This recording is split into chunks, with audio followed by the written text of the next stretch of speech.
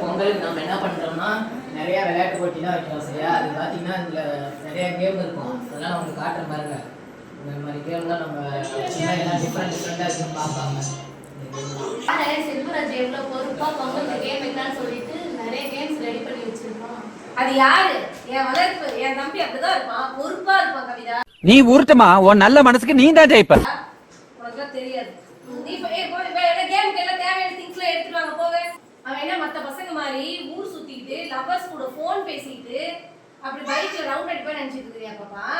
அவன் பொறுப்பான பையன், ஃபேமிலியோட இருக்கணும், ஜாலியா இருக்கணும், அதுதான் அவனோட விருப்பமே. போங்க போய் எல்லாம் தேவையான திங்ஸ்ல எடுத்துவாங்க குட்டி.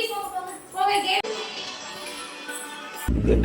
நம்ம குட்டி இப்பதான் சொல்லிட்டு இருந்த என் தம்பி நல்ல பொறுப்பான பையன். வேலை இருக்கு.